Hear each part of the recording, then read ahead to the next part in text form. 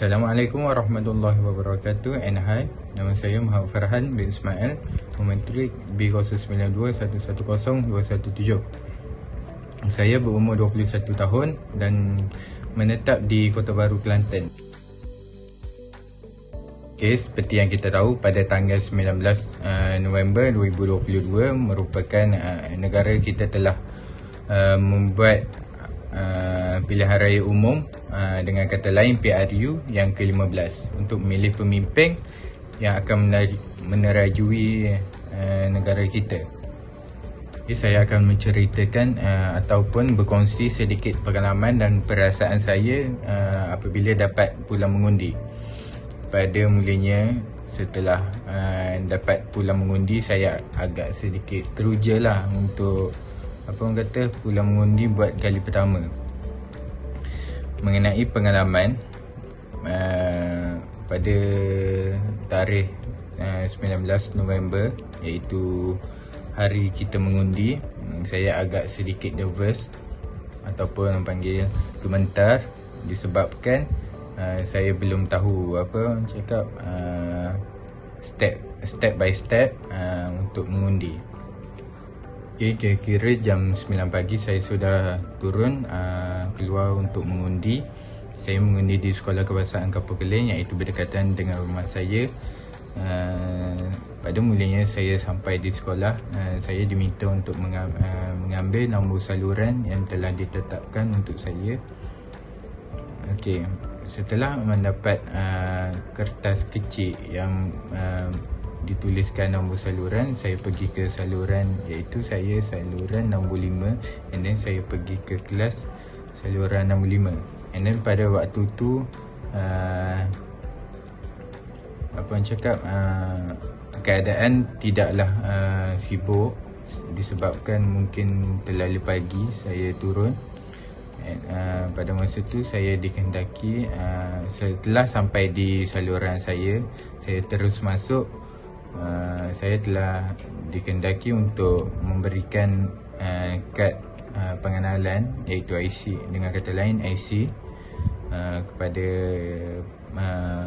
petugas yang bertugas. Dewan pegawai yang bertugas meminta IC saya untuk mengenal pasti identiti sama ada betul ataupun tak, iaitu saya.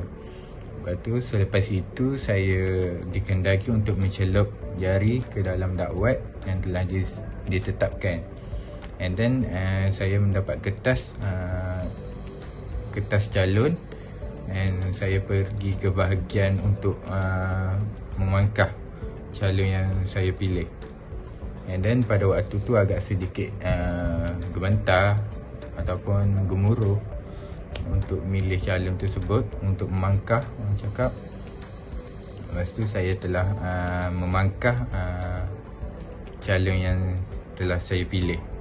Untuk pegawai yang bertugas, mereka adalah sangat sporting and beri layanan yang baik, dan saya sangat berpuas hati.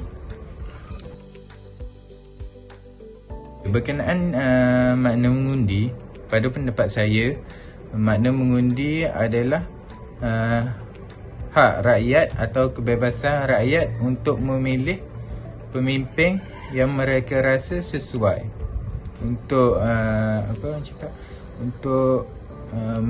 menerajui negara Malaysia. Kenaan soalan, adakah media sosial memainkan peranan penting dalam pemilihan calon di kawasan saya? Pada pendapat saya, ya. Disebabkan terutamanya kepada golongan muda yang terdedah kepada media sosial. Mungkin mereka tidaklah terlalu mengenal calon-calon di kawasan mereka masing-masing. Mungkin melalui media sosial mereka dapat mengenal calon di tempat mereka. Dan media sosial bagi saya dapat mempengaruhi dan mempengaruhi kita untuk memilih calon pemimpin dengan video yang seseorang individu buat tentang manifesto yang telah dijanjikan dalam sebuah parti tersebut. Ada pandangan saya mengenai politik di Malaysia. Bagi saya, politik di Malaysia agak sedikit mundur disebabkan seperti yang kita lihat di dalam media sosial, video yang telah di-sharekan ataupun dikongsikan, pemimpin sendiri bertengkar mulut di dalam parlimen tentang isu yang dibicarakan tersebut. Dan sepatutnya bagi saya, kita sebagai pemimpin hendaklah menunjukkan kesatupaduan kita kepada rakyat, kesatupaduan untuk memajukan negara Malaysia. Sedangkan pemimpin pun yang sejumlah yang kecil bertengkar antara satu sama lain mengenai isu yang dibicarakan, apatah lagi rakyat yang jumlahnya agak ramai apatah lagi rakyat untuk bersatu padu, sedangkan orang atasan tidak bersatu hati untuk memajukan Malaysia. Okey, sekian sahaja daripada saya. Assalamualaikum warahmatullahi wabarakatuh.